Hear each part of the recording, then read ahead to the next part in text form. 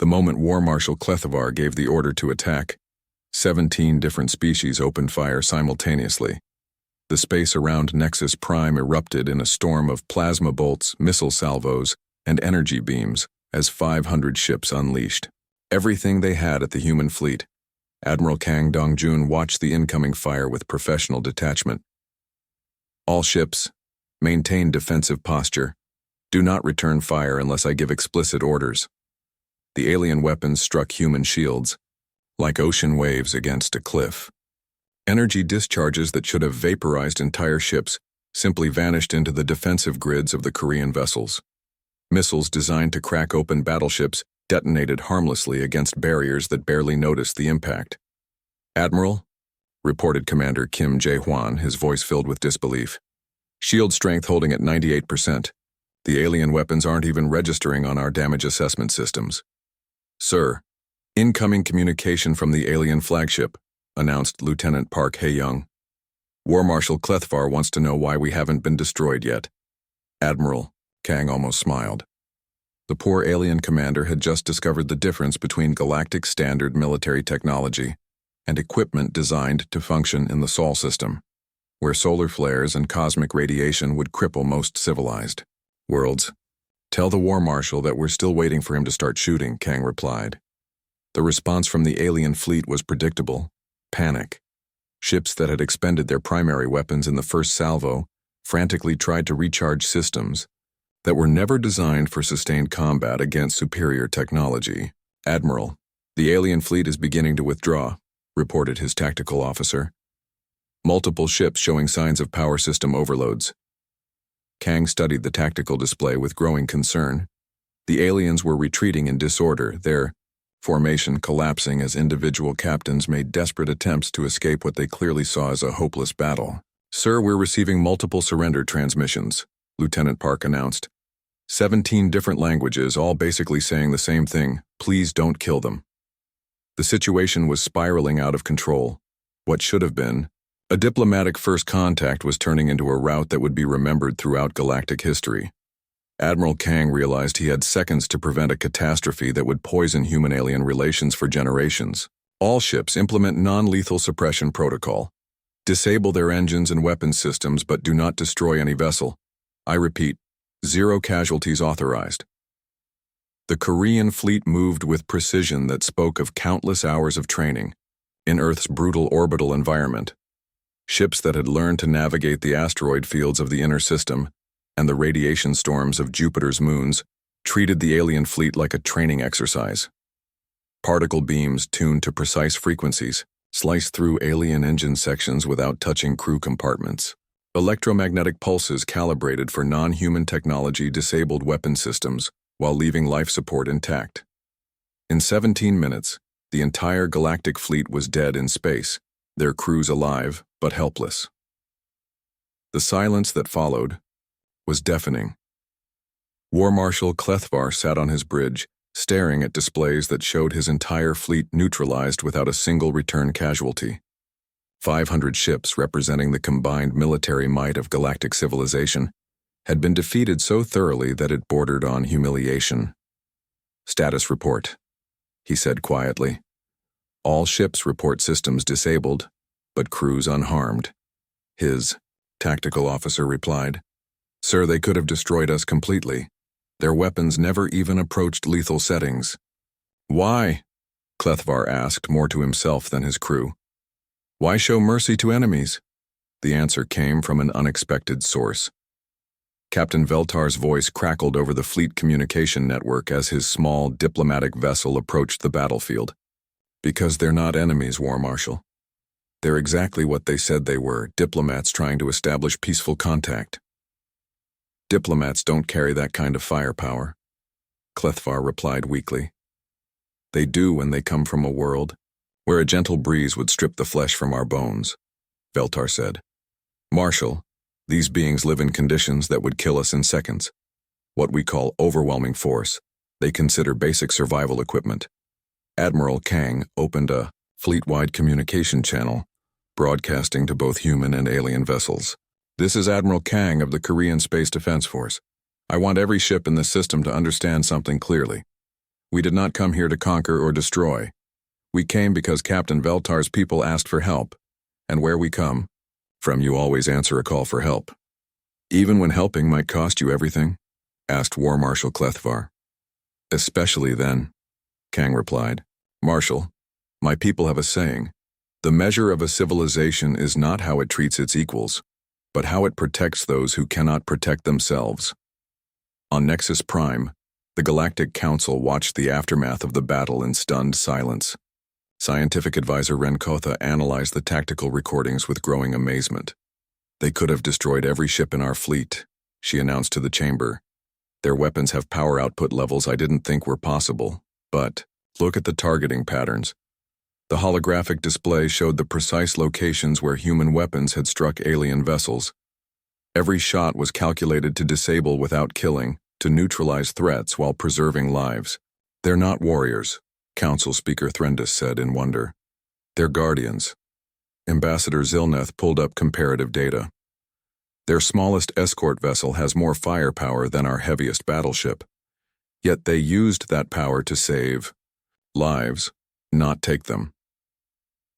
Counselor Yithnal was studying atmospheric analysis from the human ships. Look at this. Their vessels are designed to function in conditions that would be instantly lethal to most galactic species. Radiation levels, electromagnetic interference, gravitational stress. These ships are built to survive at the edge of stellar objects. Because that's where they come from, Veltar said, broadcasting from his ship near the disabled fleet. Honored counselors, I've seen their medical techniques. They perform surgery with tools designed for beings 10 times more robust than we are. Yet they saved my crew's lives with precision that defied belief. They are dangerous precisely because they need to be, but they are also more careful with alien lives than we are with our own. The revelation hit the Council like a physical blow. The galaxy's greatest fear had been that Deathworlders would be mindless destroyers, being so adapted to violence that they couldn't conceive of peace. Instead, they had encountered something far more unsettling, apex predators who chose to be protectors. War Marshal Clethvar's voice came through the communication system, subdued and thoughtful. Admiral Kang, I owe you an apology, and an explanation. No apology necessary, Marshal, but I would appreciate an explanation. We were terrified, Clethvar admitted. Your rescue of Captain Veltar's crew demonstrated capabilities beyond our understanding. When you approached with a fleet, we assumed the worst. And we brought a fleet because we were terrified too, Admiral Kang replied. We're explorers entering a galaxy full of unknown dangers. Our ships are built to survive anything we might encounter. Including us? Including anyone who might see us as a threat and act accordingly. The honesty in the exchange was something new in galactic diplomacy. Most first contacts were exercises in careful protocol and hidden agendas. This conversation was between two military commanders who had nearly started a war through mutual misunderstanding. Marshal, Admiral Kang continued, my government would like to propose formal diplomatic relations between humanity and galactic civilization. We have much to offer and much to learn. What do you offer? Admiral Kang thought carefully about his answer. How could he explain humanity's greatest strength without triggering new fears? Protection, he said finally. We offer protection for those who need it, trade with those who want it, and friendship with anyone willing to accept it. And if someone threatens your friends, then they learn why evolution produced Deathworlders. The threat was delivered so casually that it took a moment for the aliens to process it. Admiral Kang wasn't boasting or posturing. He was simply stating a fact. Humanity would defend its allies with the same overwhelming force they had just demonstrated. In the Galactic Council chambers, the debate that followed lasted for hours, but the outcome was never really in doubt. A species powerful enough to defeat the galaxy's combined fleet, yet restrained enough to do it without casualties, was exactly the kind of ally every civilization wanted. 3 months later, the Treaty of Nexus Prime was signed, establishing humanity as the galaxy's newest member species. More importantly, it established them as the galactic peacekeeping force, the protectors that everyone could call upon when threatened. Captain Veltar attended the signing ceremony, still weak but recovering steadily under human medical care. As he watched Admiral Park Hyunwoo sign the treaty documents, he reflected on the strange twist of fate that had brought them all together. A simple distress call had introduced the galaxy to its new guardians, beings so dangerous that they could destroy civilizations, yet so moral that they would risk everything to save 12 strangers in distress. The galaxy was safer now, protected by. The emergency session of the Galactic Council had been running for 18 hours straight. Representatives from across the galaxy sat in exhausted tension as War Marshal Clethvar presented his military assessment. Intelligence reports confirm our worst fears, he announced, his voice echoing through the chamber. The human Deathworld fleet now numbers over 300 vessels, with more being added daily. They're mobilizing for war. Councillor Yithnal's feathers drooped with fatigue. How can you be certain? Perhaps they're simply responding to our own military buildup. Because Deathworlders don't respond defensively, Clethvar replied harshly. They attack first and ask questions later. It's how they survive on worlds that would kill normal beings in minutes. Scientific advisor Renkotha activated new intelligence displays. Long-range surveillance shows massive industrial activity throughout their system.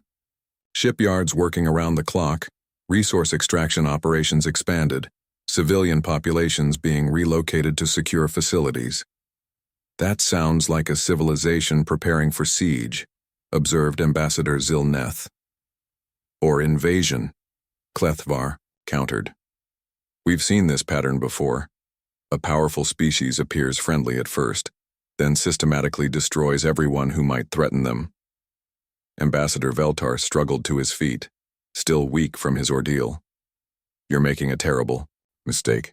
These humans saved my crew when they could have simply ignored our distress call.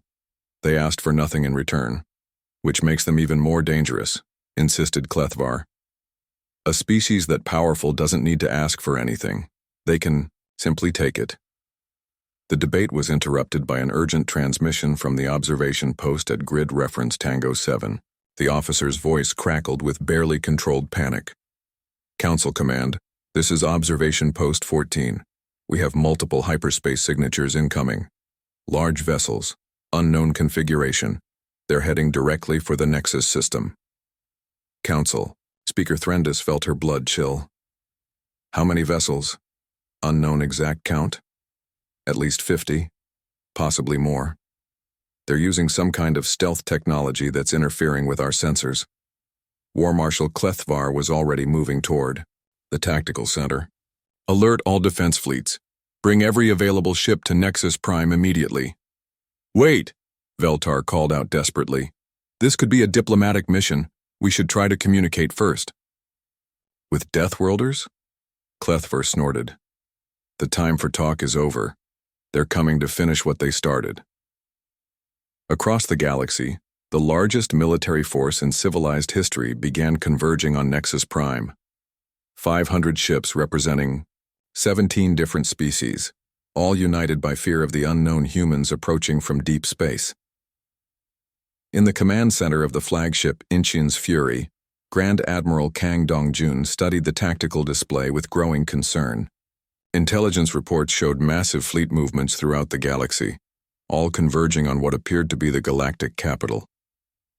Admiral, we're detecting over 400 ships in the Nexus system, reported his tactical officer commander, Kim Jae-hwan. They're arranged in defensive formations around the primary world.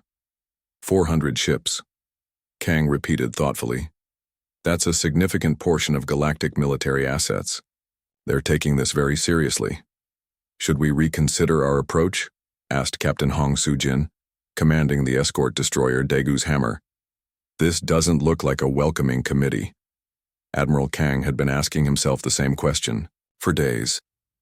The diplomatic mission to establish formal contact with galactic civilization had seemed like a good idea when they left Earth. Now, faced with a massive military buildup, he wondered if they were flying into a trap. Admiral Park's orders were clear, he said finally. Establish contact, demonstrate peaceful intentions, open formal diplomatic relations. The size of their response doesn't change our mission. But privately, Kang was beginning to understand why the galaxy might be frightened. His task force represented barely 10% of Earth's total naval capacity, yet it was larger and more powerful than anything the aliens had likely encountered. What must they think of a species that could casually deploy such force for a diplomatic mission? All ships maintain formation. Reduce speed to 1/4 impulse. We don't want to appear threatening. The irony wasn't lost on him. A fleet of warships designed to fight in the brutal conditions of Earth's own solar system, trying not to appear threatening to beings who considered a rain shower to be a catastrophic disaster. On Nexus Prime, the defensive fleet waited in tense silence.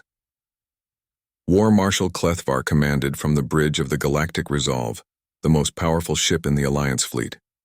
Around him, officers from a dozen species worked frantically to coordinate defensive positions. "Contact in 10 minutes, announced his sensor operator, a nervous Altarian whose scales were shifting color with stress. "The human fleet is maintaining steady approach vector." "Any response to our communication attempts?" "Negative, sir.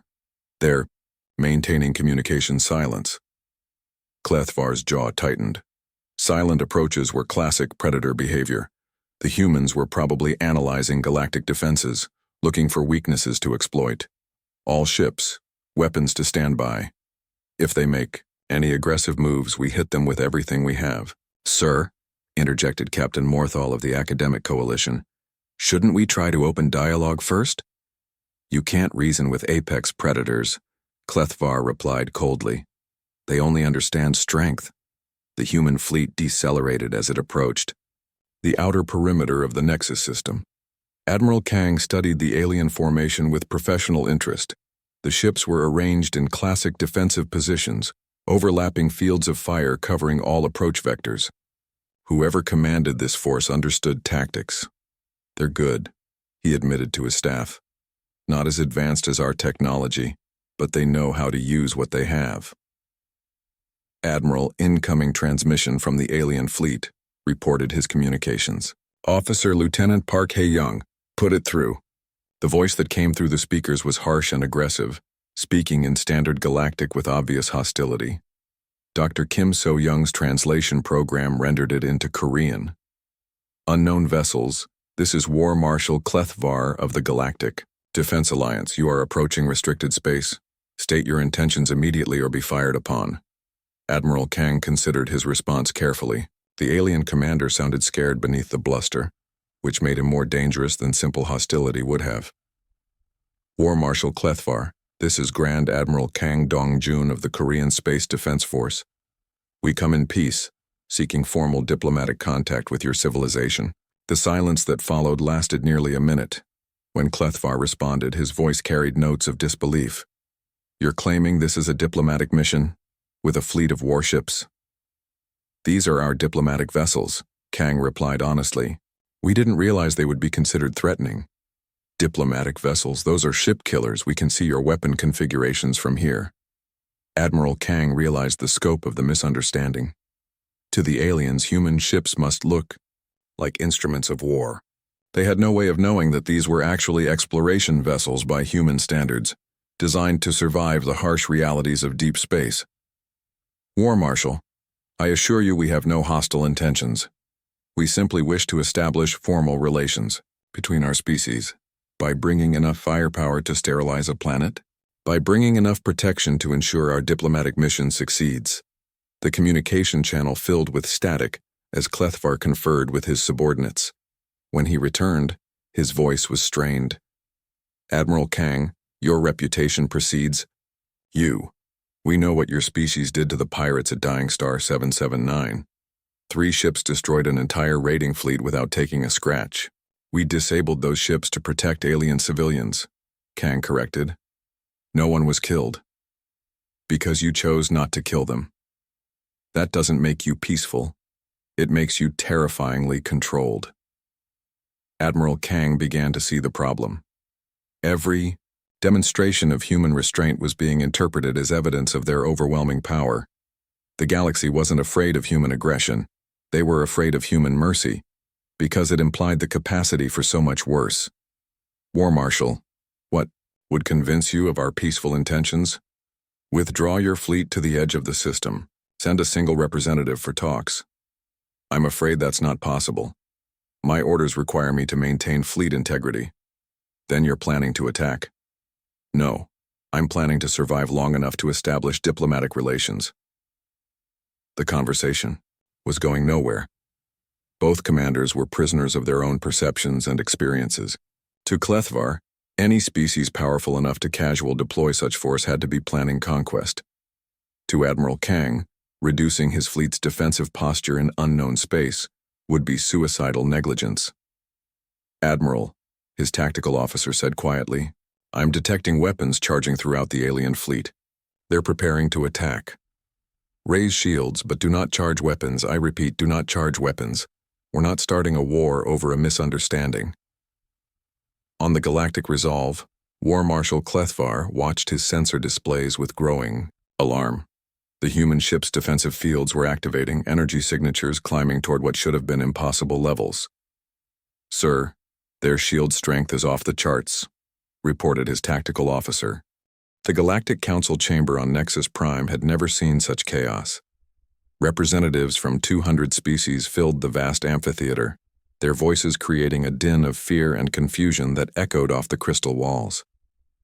At the center of it all stood Veltar, still pale from his ordeal but determined to tell his story. His report to the Council had spread through galactic networks faster than wildfire, and now every civilized world was demanding answers. Order! Order! Council Speaker Threndis banged her ceremonial staff against the podium. The elderly Nexaris, usually calm demeanor, showed cracks of stress. We will hear Captain Veltar's testimony in full before proceeding to debate. Ambassador Krillvex of the Hegemony faction stood up, his bulky form towering over nearby representatives. This is madness. Deathworlders with faster-than-light technology, it's impossible. The evidence is clear, Veltar replied, his voice carrying across the chamber. I have tactical recordings, sensor data, and physical evidence. These beings exist, and they saved my crew's lives. Intelligence analyst Morketh activated the holographic display at the chamber's center. The recordings from the rescue played for all to see. Human ships appearing from nowhere, disabling pirate vessels, with impossible precision, boarding operations that looked more like natural disasters than military action. Look at them, whispered Counselor Yithnal, her feathers rustling with anxiety. They move through that research vessel like it's made of paper. Their footsteps crack the deck plating just from walking. And their ships, added War Marshal Clethvar, leaning forward in his seat. Those weapons cut through military-grade shields like they were soap bubbles. What kind of world produces beings this powerful?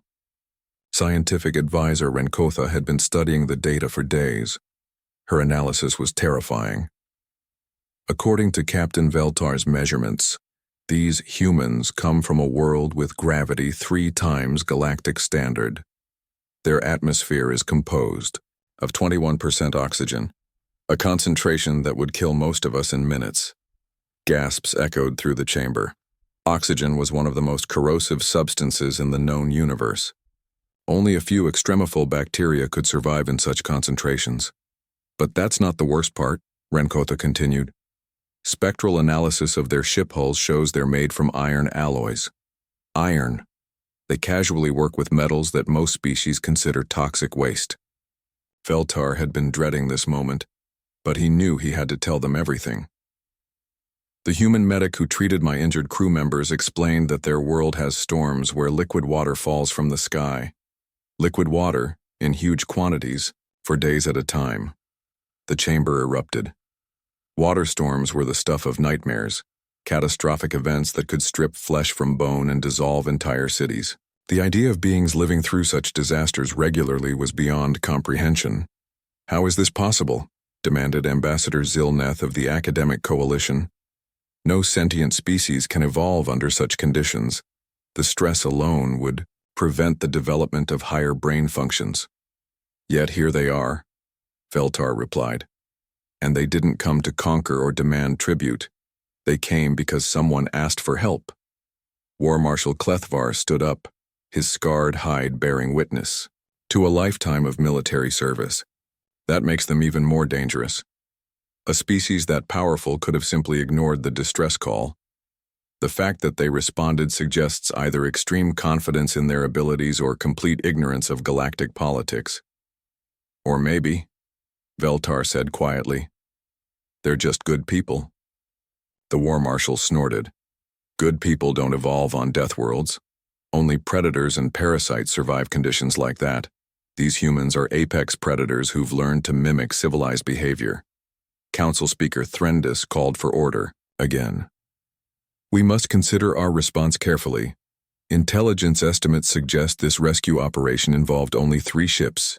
If these humans possess a larger fleet, they do, interrupted intelligence analyst Morketh. Long-range sensors detected at least 50 ships in their home system during the rescue operation, possibly more hidden by their stealth technology.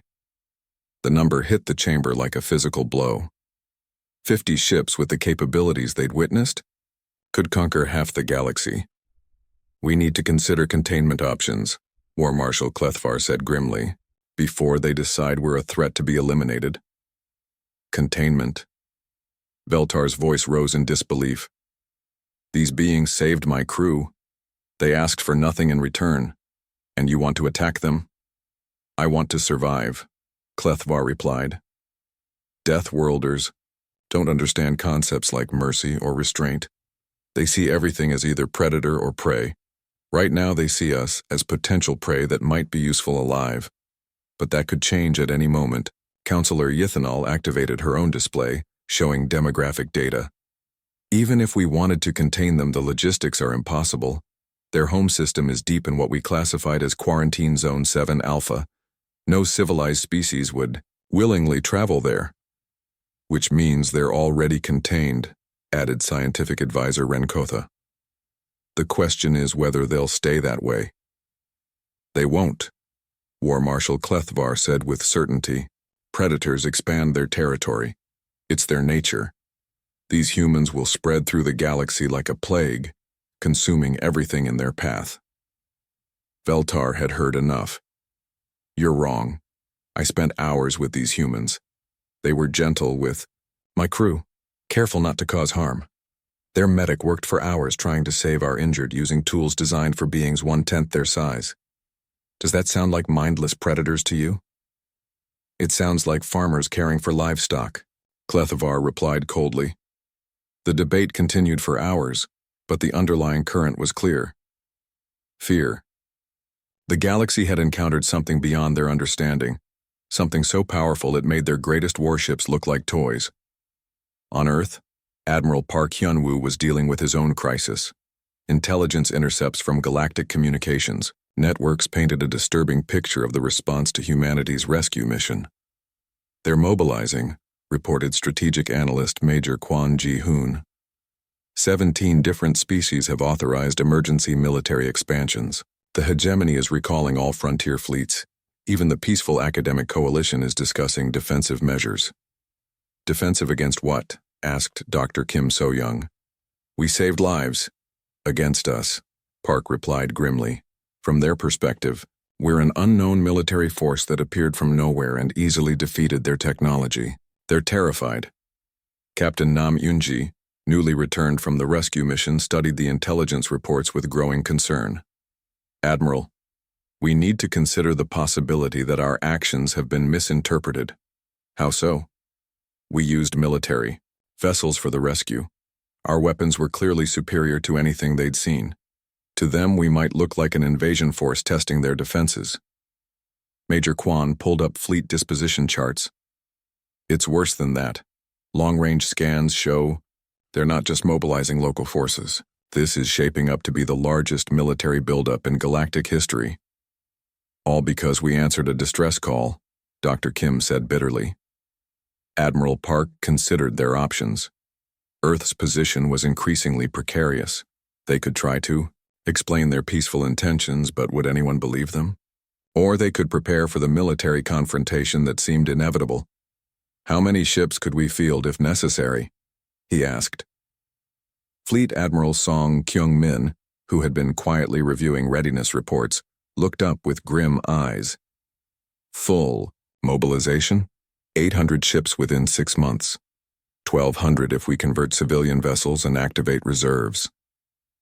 The number surprised even Admiral Park. "I didn't realize our fleet had grown so large." "The Mars colonial wars taught us the value of preparation," Song replied.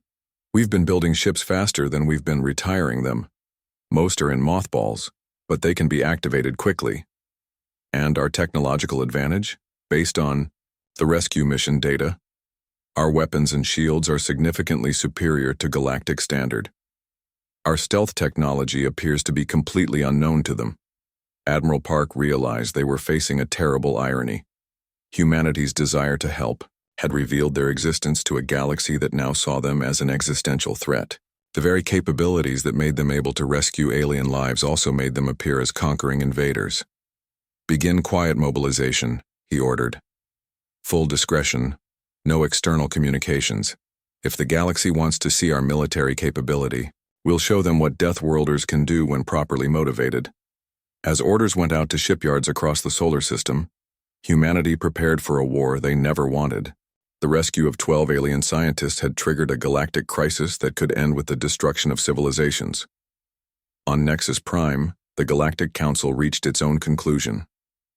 War Marshal Clethvar's faction had won the debate through fear and paranoia. The humans would be contained by force if necessary. Neither side wanted war, but both were preparing for it. And in the vast distances between stars, the stage was being set for a conflict that would determine whether humanity would join galactic civilization or be destroyed by it. The only question was whether cooler heads would prevail before the shooting started. Based on galactic history, that seemed unlikely. The Korean task force dropped out of hyperspace at the edge of the system, sensors immediately scanning for threats. Captain Nam Yoon-ji studied the tactical display on the bridge of the Soul's Pride, taking in a scene that made her blood run cold. "My God," whispered her tactical officer, Lieutenant Commander Park Jin-soo. They weren't lying. The alien research vessel hung dead in space, its hull cracked and bleeding atmosphere. Debris floated around it like a metal cloud. 3 pirate ships circled the wreckage like vultures, their weapons trained on what remained of the research vessel's life support sections. "Analysis, Mr. Park," Nam Yoon-ji ordered. "The research vessel appears to be a scientific ship. No visible weapons. Hull breach in multiple sections, minimal life support remaining. The 3 attacking vessels are heavily armed but using older technology. I'm reading plasma cannons, missile systems, basic energy shields. Compared to our capabilities?" Park Jin-soo ran quick calculations. "Captain, our weapons are at least 2 generations ahead of anything I'm seeing. Our shields could probably absorb their entire combined firepower." Nam Yoon-ji opened a channel to her small fleet. "All ships, this is Alpha 1. We have confirmed hostile action against the alien vessel. Rules of engagement are now active. Protect alien lives, disable hostile vessels, minimize casualties." The largest pirate ship was moving toward the research vessel's main hull, preparing to dock. Its boarding pods were already extending. "They're about to board," reported the communications officer, Ensign Lee Min-jung. "I'm picking up transmissions from inside the alien ship. They're still alive in there." "Not for long," Nam Yoon-ji said, grimly. "All ships, attack pattern Delta. Disable their engines first, then weapons. Try not to kill anyone." The 3 Korean ships accelerated toward the pirates with precision that spoke of countless hours of training. The Soul's Pride led the charge, her stealth systems making her nearly invisible until she opened fire. The first pirate ship never saw what hit it. Korean particle beams sliced through its engine section with surgical precision, leaving the vessel dead in space but intact. The crew would live, but their ship wasn't going anywhere. "What in the void was that?" came a panicked transmission from the pirate fleet. "Where did they come from?" The second pirate ship tried to turn and fight, its weapons swinging toward the Korean vessels. It was a mistake. The Busan Thunder responded with a concentrated beam that overloaded the pirates' shields and fried their weapon systems in seconds. "This is Ketmol of the Blood Talon." The pirate captain's voice crackled with rage and fear. "Identify yourselves. This is our salvage claim." Captain Nam Yoon-ji opened a response channel. "This is Captain Nam Yoon-ji of the Korean Space Defense Force. You are attacking a vessel in distress. Withdraw immediately or be destroyed." "Korean? What's a Korean?" Never heard of your species. Ketmol's confusion was obvious. These are our hunting grounds, strangers. Leave now and we'll forget this happened. The third pirate ship was trying to escape, but the Jeju Hope was already in position to intercept. A single shot from her. Forward guns disabled the fleeing vessel's hyperspace drive. Your hunting days are over, Nam Yunji replied. All pirate vessels prepare to be boarded. Any resistance will be met with force. You don't understand. Ketmol's voice climbed higher. These aliens have technology worth a fortune. Quantum research, gravity manipulation, we have rights to salvage. The only right you have is to surrender peacefully. The pirate captain's response was to fire everything he had at the Soul's Pride. Plasma bolts and missiles streaked through space toward the Korean destroyer. They might as well have been throwing rocks at a mountain. The Korean ship's shields absorbed the attack without even dimming. Return fire disabled the Blood Talon's remaining system so thoroughly that the ship went completely dark. All pirate vessels neutralized, reported Park Jin-soo. No casualties detected on any ship. Excellent work. Mr. Park, take a boarding. Party and secure the pirate vessels. Ensign Lee, open a channel to the alien ship. The transmission that came back was weak and filled with static, but unmistakably grateful. The voice was high and melodic, speaking in the same language as the distress signal. This is Captain Veltar of the research vessel Starlight's Edge. Are you here to help us? Dr. Kim So-young's translation program had been updated during the journey, giving them better understanding of the alien language. Yes, Captain Veltar. We received your distress signal. We're here to help. The silence that followed lasted so long that Nam Yunji wondered if the transmission had been lost. When Veltar spoke again, his voice was filled with wonder. You came. You actually came, but how? The nearest patrol route is 3 days away and you arrived in hours. We'll explain later. Right now, we need to get you and your crew to safety. What's your condition? Life support is failing. We have 12 crew members, 3 critically injured. Our ship's hull is breached in multiple sections. We cannot repair the damage with our remaining resources. Engineering specialist Lim Jae-won was already suited up for space operations.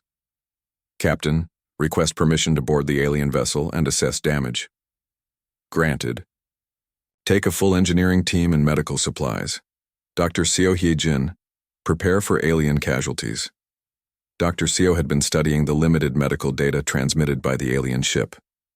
Captain, their physiology is completely unlike anything we've encountered. They appear to be much more fragile than humans, lower bone density, thinner skin, different atmospheric requirements. Can you help them? I'll do my best, but our medical equipment might be too powerful for their biology. It would be like performing surgery with a sledgehammer. The boarding operation began immediately. Lim Jae-won and his team cut through the damaged hull of the alien ship with precision tools, creating an airlock that could maintain the aliens' atmospheric needs.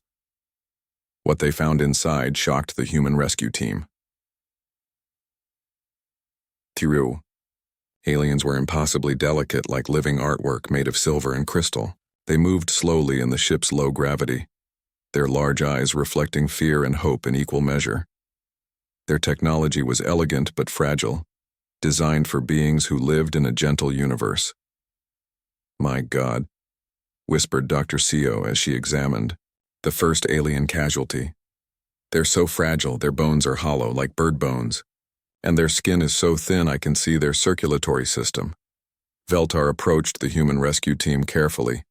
He was tall and graceful, with long limbs and flowing movements that reminded the humans of dancers. When he spoke, his voice was like wind chimes. You are very different from what we expected, he said in hesitant Standard Galactic. Your bodies are so solid, so dense. What kind of world do you come from? Lim Jae-won paused in his repairs to look at the alien captain. How could he explain Earth to someone so delicate? How could he describe a world where metal fell from the sky as rain, where the atmosphere would corrode alien flesh, where gravity was strong enough to crush these beautiful beings? A difficult world, he said finally. but it made us strong enough to help others. The rescue took 6 hours. Human engineering teams worked carefully to repair the alien ship's life support without damaging the delicate systems.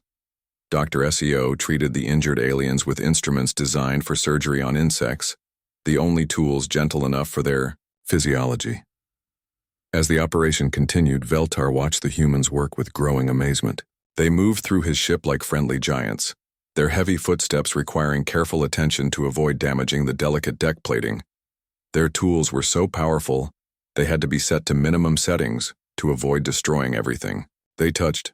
"Your people," he said to Captain Nam Yunji. "You are warriors, yes? Your ships, your weapons, they are military." "We are soldiers," she confirmed. "But we're also rescuers. On my world, those who are strong have a duty to protect those who need help. Your world must be very dangerous to produce such formidable people." Namyunji thought about Earth storms and earthquakes, its poisonous atmosphere and crushing gravity. She thought about humanity's long history of war and survival against impossible odds. "Yes," she said quietly. "It is." When the rescue was complete, the alien crew was safely aboard Korean ships, their vessel repaired enough to make it to the nearest space station. The pirate ships had been secured, their crews imprisoned, but unharmed. As the small fleet prepared to leave the dying star system, Veltar sent one final transmission to his rescuers. "Thank you. We owe you our lives. But I must ask, what do you want in return?" "In our experience, no one helps without expecting payment." Captain Nam Yunji smiled. "The knowledge that you're safe is payment enough." The transmission ended, leaving Veltar staring at the human ships in wonder. In his long life, he had never encountered beings so powerful yet so gentle, so dangerous yet so kind. He began composing his report to the Galactic Council, knowing that his words would change everything. Humanity had announced itself to the galaxy not with conquest or demands, but with an act of mercy. The galaxy was about to learn that the most dangerous predators sometimes made the best protectors. The question was whether the galaxy would welcome them or fear them. And fear, Veltar realized with growing dread, was probably the more likely response. Admiral Park Hyunwoo stared at the holographic display showing the alien distress signal's origin point. The war room beneath Seoul Command buzzed with quiet tension as Earth's most senior military officers studied the data. "Dr. Kim So-young, what can you tell us about the message?" Park asked the xenolinguistics expert. Dr. Kim adjusted her glasses and pulled up her analysis. "The language structure is completely unlike anything we've theorized. But the mathematical components are clear: distance, time, crew size, ship mass. They're giving us everything we need for a rescue mission." "If it's really a rescue mission," interrupted General Choi Min-ho, "this could be a trap. First contact through a distress call? It's too convenient." Commander Yoon Tai-jin leaned forward in his chair. "With respect, General, if they wanted to trap us, there are easier ways. Why lure us to a dying star system?"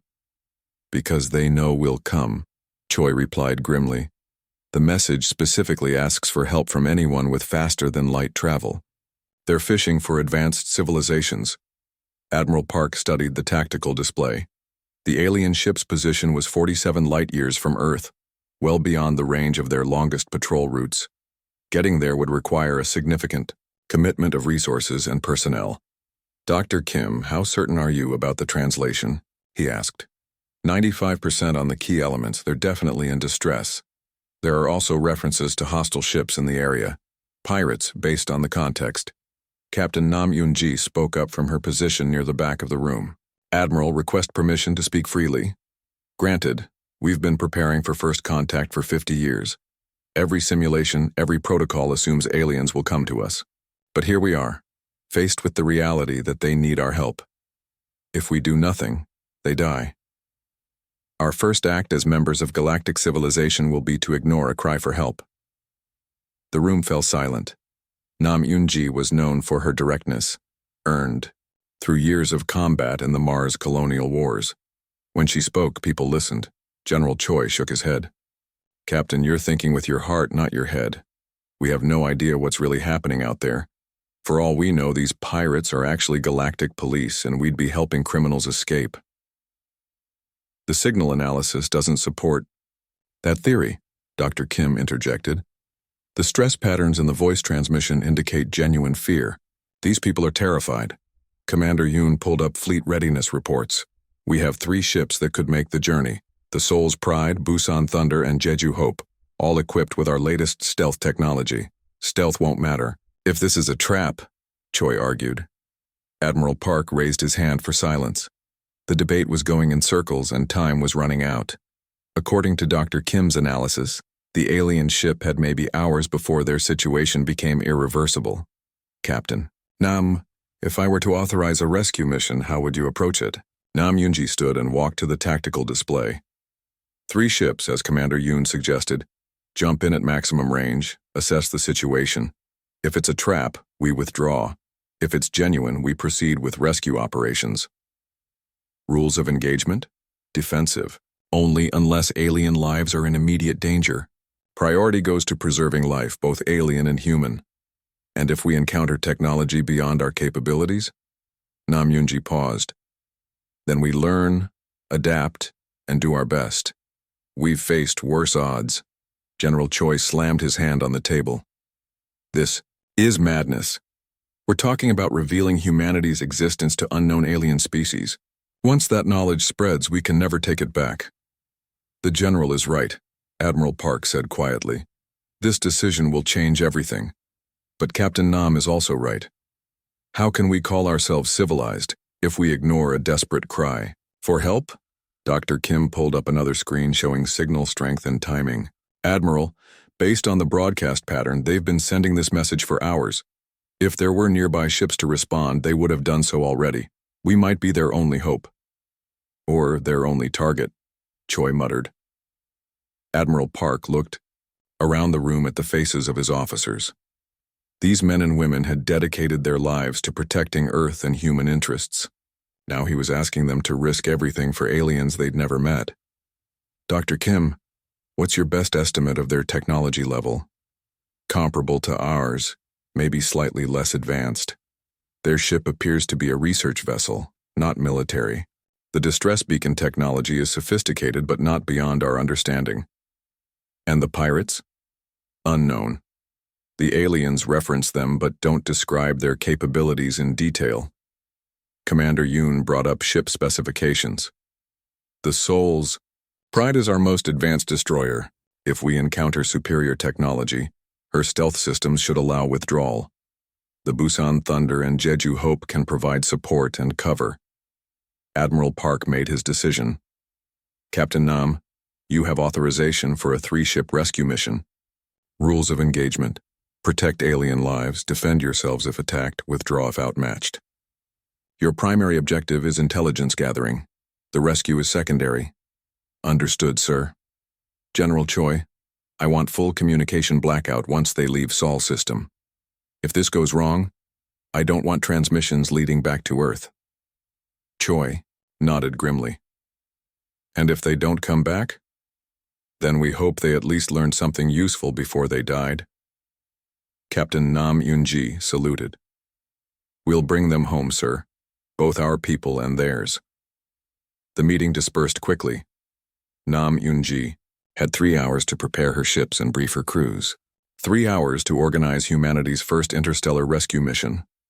In the hangar bay of Luna Station, the 3 ships of Task Force Alpha prepared for departure. The Seoul's Pride was sleek and deadly, built for speed and stealth. The Busan Thunder carried heavy weapons and armor. The Jeju Hope was loaded with medical supplies and rescue equipment. Captain Nam Yoonji stood on the bridge of the Seoul's Pride, watching her crew run final system checks. These men and women had trained for years for deep space missions. None of them had expected their first deployment to be a rescue operation for aliens. Captain, all ships report ready for departure, her executive officer reported. Signal the fleet. Prepare for hyperspace jump. The 3 ships aligned themselves with the calculated vector toward the alien distress signal. Their hyperspace drives charged with energy that could tear holes in space itself. Jump in 3, 2, 1. Mark. Reality twisted around them as the ships entered hyperspace. The journey would take 14 hours at maximum acceleration. 14 hours to reach aliens who might be dead by the time they arrived. or aliens who might be setting the perfect trap for curious humans. As the ships raced through hyperspace toward an unknown fate, Captain Nam Yunji reviewed everything they knew about the situation. It wasn't much. An alien research ship trapped by a dying star. Pirates moving in for the kill. A desperate cry for help broadcast to anyone who might listen. In all their first contact scenarios, humans were always the ones asking for help. They were the primitive species hoping for guidance from advanced aliens. It had never occurred to anyone that they might be the advanced ones. The thought was both thrilling and terrifying. 14 hours to first contact.